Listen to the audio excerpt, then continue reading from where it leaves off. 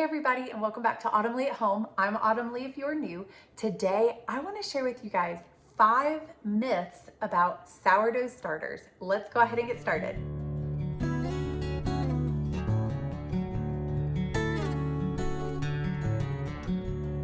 If you are new to this channel, go ahead and click that subscribe button down below. I am so grateful that you have joined us today, and I just wanted to share some things that I have learned over the years with sourdough starter, that if you are new to baking with sourdough, using sourdough starter, or really if you're wanting to get started, these are must need to knows that would really help you get over that hump and actually get started. First one being that you have to feed a sourdough starter every day. This one has been in my fridge for 2 weeks. You do not have to feed it every day once it's established. It sounds super overwhelming in the beginning when you first get started with sourdough starter, especially if you're trying to make your own, because you have to feed it and discard it once or twice a day. Now, with that being said, this one has been in my fridge for about 2 weeks.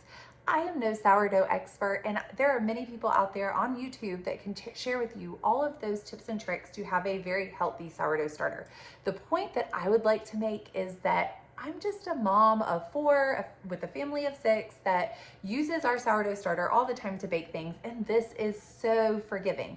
Is it the healthiest sourdough starter out there? No, but does it get the job done? And do I have beautiful loaves and beautiful breads that come from this? Absolutely. It is fantastic. You do not have to feed your sourdough starter every day once it's established. And when I mean established, I mean that if you started your own sourdough starter, say you were about 6 months in, you were discarding it and feeding it every day, maybe 2 times a day, especially in the beginning, and now it was bubbling every day, you don't have any issues. I usually try to use mine about once a week. Today, while we're discussing the myths, I'm going to kind of walk you through some crackers. We're going to bake some crackers together. That way you can see the difference that this makes, and the fact that this has been sitting in my fridge for 2 weeks, and we're going to bring it back. There's nothing wrong with it. It can work just fine. You can use it to bake bread, all of the above. We're going to bring this back and not have any problems with it. So while I'm discussing these myths, let's go ahead and get started on our spicy cheddar crackers. I just poured half of the jar into a discard jar and stuck it in the fridge for later use. So now I only have about this much left or so, somewhere close to that, in the jar. And I'm gonna add unbleached, this is bread flour. What I would really recommend is adding unbleached all-purpose flour. For those of you that do this all the time, definitely would love your recommendations down below, and why it's important to use all-purpose flour versus bread flour. I believe it has something to do with the gluten and the fermentation, but if you know, I would love to hear your information down below, because that would be great. All I did, this is a 1/4 cup scoop. I always keep it in here, and I usually do about 2 scoops, sometimes 2.5. It's better to go a little over with the flour than it is to go under. And then now I'm going to add a little bit of water. I eyeball all of this. It is not an exact science in our house. I know, again, to have the perfect healthy starter, there are many people out there that can give you tips. In our house, we just go with flour and water, and I try to eyeball it and get that pancake consistency where it's a little thick. And so let me add water and I'll show you what I'm talking about. You want to make sure that it is fully incorporated, so I still need to stir it a little bit more. Try to just make sure all of the flour, if you see any dry pockets, you want to try to make sure it's all fully incorporated together with the water. And the great thing about eyeballing it is, and again, how forgiving this is that if you feel like it's too dry, you can just add a little bit more water. If you accidentally add too much water, you can add a little bit more flour. It's that easy. I'm just making sure that I got all of the dry pieces and dry pockets of flour up off the bottom of the mason jar. This looks pretty good to me, so I'm gonna go with this right here. And as you can tell, it's almost a little thicker than pancake batter. And you will see no bubbles once you've incorporated your flour. This means you fed it. We gave it flour and water, made it pancake batter consistency. Now what you will see is that there are no bubbles in it right now, but over time tonight, even once I walk away for an hour, I can come back and I can then see a lot of bubbles. It's already starting. So by tomorrow, I could see this being maybe up to here and maybe have doubled in size. And you just want to make sure you read your recipe ahead of time, because I know sourdough waffles, those are great for a full jar. A quart-sized jar is perfect for sourdough waffles. So and usually by the time I got to the end of the week, it filled an entire quart, and that was perfect because I was able to, for that recipe, it calls for 2 cups of discard. And that's a lot of discard for just one mason jar, because you don't want to use your entire jar up. You want to always leave a little bit here at the bottom. But for crackers, I don't believe it uses quite as much. I need to double check. If it does, then I can always maybe add a little bit more tonight before I go to bed. And that way it doubles even more in size, but it should be fine with just this amount. Now that we have a fed sourdough starter, you can see there's not really any bubbles in there. It's gonna start forming bubbles soon, but in the meantime, this is more like batter. So I went ahead and put a line where the batter is kind of resting right now about how much is in the jar. That way we can see how much it rises in the morning, come morning time, when we go. And I may not even get to this until more like lunchtime. And with crackers, that is completely fine. You have to be a little bit pickier when you are doing rustic loaves of sourdough artisan bread, just because it's best to do it when it's at its peak rise. But for discard crackers, I am not worried about it. So we will either do this first thing in the morning or towards the middle of the day. And I will timestamp everything. That way you guys have an idea of when we fed this and how long, what it looks like after, coming out of the refrigerator for 2 weeks, now feeding it, and then what it will look like tomorrow. That way you can kind of follow along with that. Again, I will link that recipe down below. That way you have an idea and can follow along if you would like to. But this is about where it is right now. What I'm gonna do now is put this lid on top. And I'm not gonna screw it on. I just wanna gently sit it on top. That way it has a chance to kind of breathe. And you don't want it screwed on tight, otherwise it's not gonna be able to rise well. So I'm just gonna sit it on top, and the warmer you can sit this in a place that's warm, the better. Many people are nervous to get started with sourdough starters because of how often you have to feed it. That is only in the beginning when you are trying to make it into a stronger, established sourdough starter. In the beginning, yes, you do have to feed it once, sometimes twice a day, depending on if it's really early on and you're creating your own sourdough starter. You do have to feed it pretty regularly. Now, with that being said, you can just kind of put it into your routine. I think of it as, oh, I put my deodorant on, I brush my teeth, I fed my sourdough starter. To me, it's, in a way, some people think of it as kind of like having a pet. You feed your pet every day, you feed your sourdough starter every day. Most of the time, I use this thing for discard recipes, which is the recipe that we're doing today. We are doing a sourdough discard recipe for spicy cheddar crackers.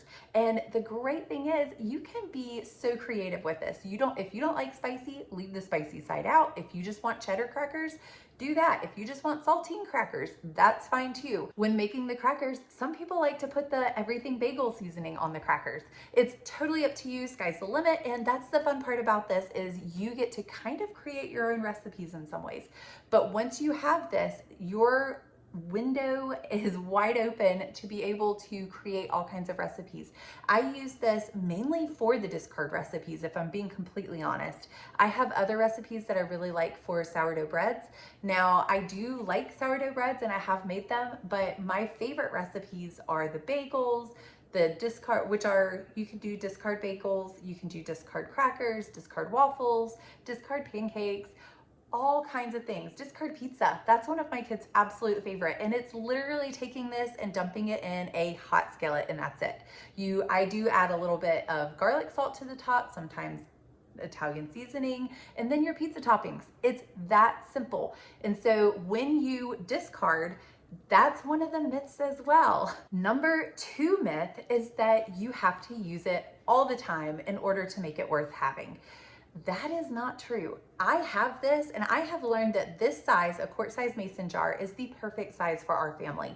If I need a larger recipe, I will just take half of this, put it in another, and I will feed both. When I say feed it, I mean giving it some flour and water. So if I need a double recipe, I just take half of this, put it in another mason jar, and I feed both of them flour and water, and then you have a double discard recipe.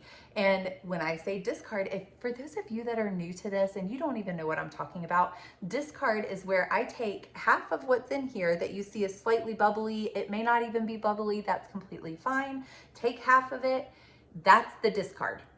It's just taking a portion of this and taking it away.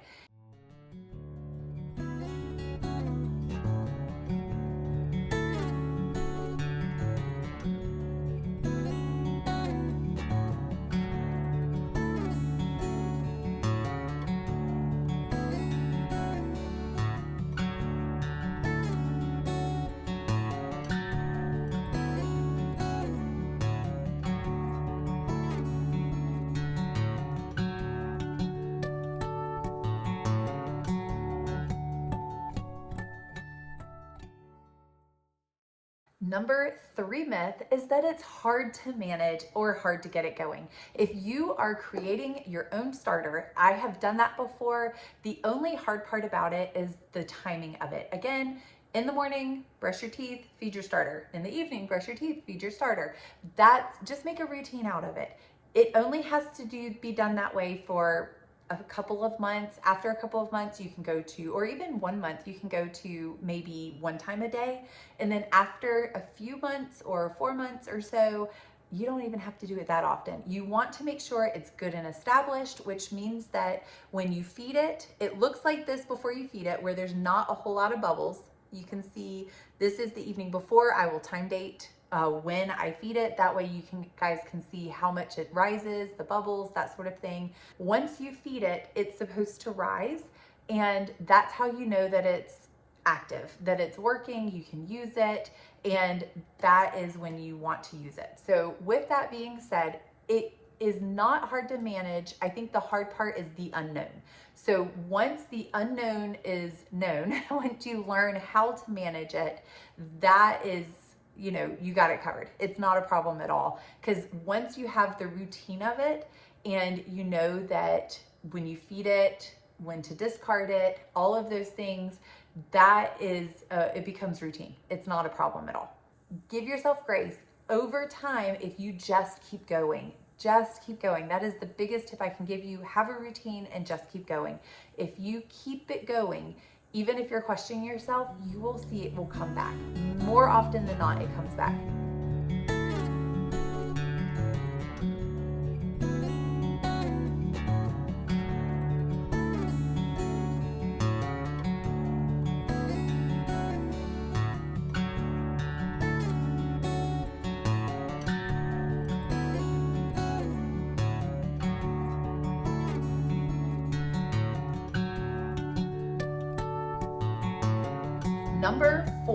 Number four myth is that it is wasteful, that when you're getting it started or even managing it and keeping it going, that you are wasting all of that precious discard into the trash and having to feed it twice a day, 1 time a day, even 1 time a week. You feel like you are wasting all this discard. I am here to tell you that is not how it has to be. For the first few months of me having this and establishing it, getting it going, starting it myself, what I did was I kept another jar exactly like this, and I used a dry erase marker. I marked this one as the sourdough starter, and I marked the other mason jar as a discard jar. And that way I knew when I took the discard from this one, the sourdough starter discard from this one, and I always put it in the discard jar, and I kept both of them I kept the discard jar in the refrigerator. And because it's labeled, you are adding to it. If you're feeding it frequently because you're trying to keep this going and build it up and get it a healthy sourdough starter, then you will be discarding frequently.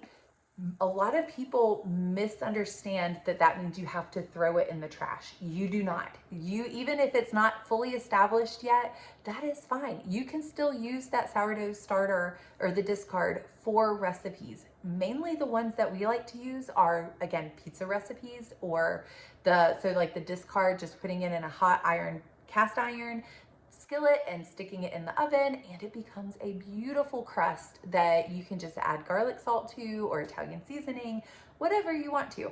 But you can take the discard from your sourdough starter, even if it's not fully started yet and fully healthy yet, because you're getting it started, and put it in another mason jar. Keep that mason jar in the fridge, and then make a routine once a week. Use that starter to do waffles, pizzas, crackers. There are so many discard recipes out there. I can link a couple of them down below that I use. That way you have a couple in your back pocket so that if you want to get started, you can.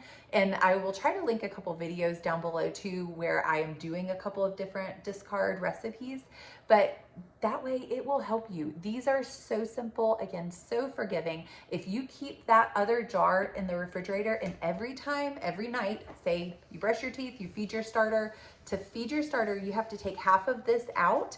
You have to take half of this out and put it into another jar, and then put your flour and water in this one so that it's feeding it healthy flour and it can grow and, you know, mature again.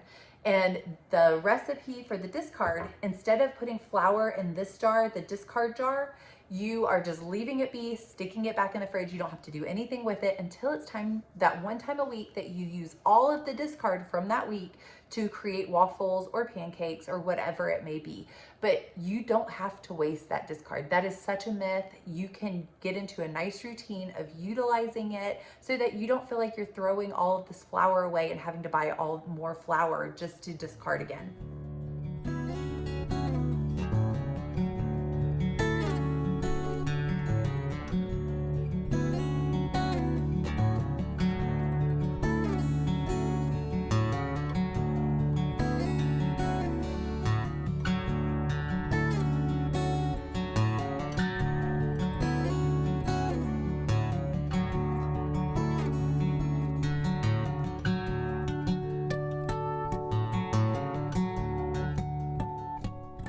Number 5 myth is that you have to throw it out if it doesn't become bubbly. That is also not true. If you are starting and creating your own sourdough starter, for the first week or so, it could start rising and then falling. And when I say rising, what I mean by that is when you see how down here it's nice and flat, there's not a whole lot of bubbles. If I were to feed this flour and water over the night tonight, you would start seeing a bunch of little bubbles forming in this. And that's it rising and getting nice and ready for you to use and bake with. And come morning, it would have a ton of bubbles in it. And it may start falling a little bit again, and that's perfectly normal. But when you are starting your own sourdough starter from scratch, just using flour and water over time, you will see, you may see, maybe not everybody, but you may see a time period where this just completely goes flat. It doesn't really want to rise or become nice and bubbly again. And a lot of people mistaken that for failing and failure. And that is not true. You have a time period. A lot of people will see that after about maybe 5 days to a week of it rising and falling, and you're like, oh, this is so exciting. I started my own sourdough starter. And then all of a sudden it doesn't want to rise, or it barely rises. And a lot of people actually throw it out at that point, and you don't have to. Just keep going. You will see that it will come back. That is normal. That is common. It will come back. So continue on, just keep moving forward, and it gets better.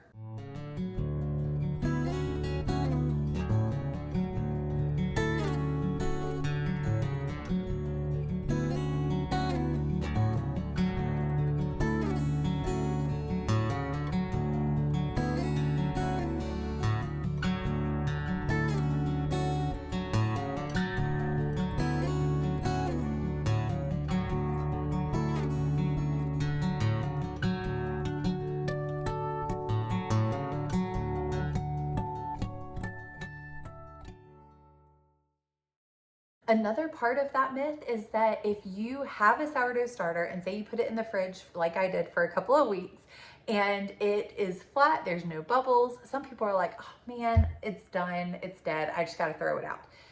Not necessarily. What I would recommend is trying. As long, again, as there is no mold and there's no question of there being mold, then it doesn't hurt to try. I would recommend taking half of it off, or even bringing it pretty low down and then adding a bunch of flour, not a ton, but like a scoop or a couple scoops of flour, and some water, and you will be very surprised at how easily and quickly they can come back.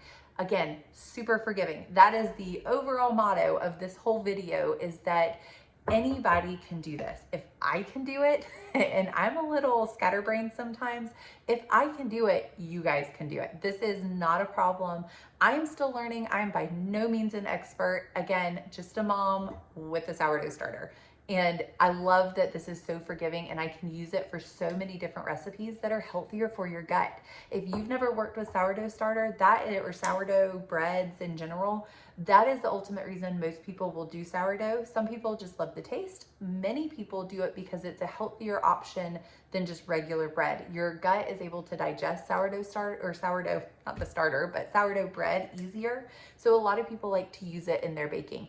That is one of the reasons why people use it. Now, if you have any questions at all, feel free to put them down in the comments. If I don't know the answer, I will try to figure it out with you, because I would love to continue learning. And I don't feel like you ever stop learning. I would love to continue to learn and learn more about this as well. So I will help you guys out. But in the meantime, I hope you enjoyed this recipe that I am also kind of putting in through this video, that is just an easy cracker discard recipe. But the point of me showing you the recipe is so that you can see the difference between what it looks like, what the starter looks like after being in the refrigerator for 2 weeks with no bubbles or very little bubbles. I don't think you can see very many there at all, if any, and see how well this comes back tomorrow. And with discard crackers or waffles or whatever, I can go ahead and use this thing right away. If I were to want to do a sourdough loaf of bread, I would probably want to discard like half of this, put flour and water in it 2 days in a row to get it kind of more of a healthy, established starter. But for it being what I need it for in this scenario, I'm not worried about that. My kids literally ate all of these within 2 hours of me baking them. They absolutely loved them, and I hope you guys do as well. Please like, subscribe, and share down below, and I will add on a Cook With Me playlist here at the end of this video for you to be able to just play in the background and watch while you enjoy working on your own sourdough starter. But I hope you enjoyed, and I hope to see you guys next time.